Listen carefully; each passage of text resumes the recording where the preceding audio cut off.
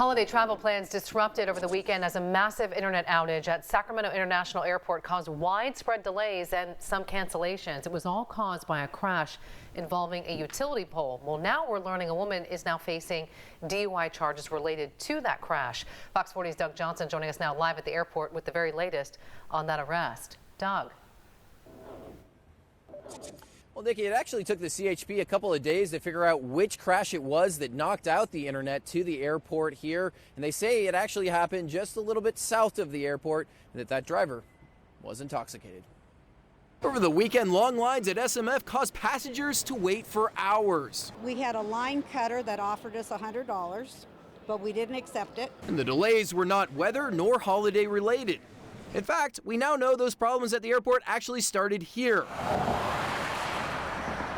at this lonely country intersection at Del Paso and Powerline Road Saturday night. The airport lost internet connectivity when a car crashed into a utility pole here. That forced airline employees at Southwest and Delta Airlines to handwrite out boarding passes and check luggage manually. However, at first, the California Highway Patrol wasn't sure which crash was to blame. So we just did a little investigation to determine what collisions in the area might have caused any sort of outages on power lines and or electrical lines. It took officers a while to figure it out because the CHP says that Saturday crash just didn't stand out. It's not an unusual call. Unfortunately, it's not unusual. But they soon narrowed it down to a report where a woman smashed her car into the utility pole, knocking it over. And arriving officers soon realized she was drunk.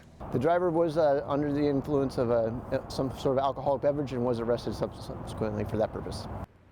Now, at this point in time, the CHP says they are not releasing the identity of that drunk driver nor her mugshot. But again, this was the weekend before Christmas. You can imagine how many travelers this impacted, and a lot of them not happy with her actions. Reporting live at SMF tonight, Doug Johnson, Fox 40 News.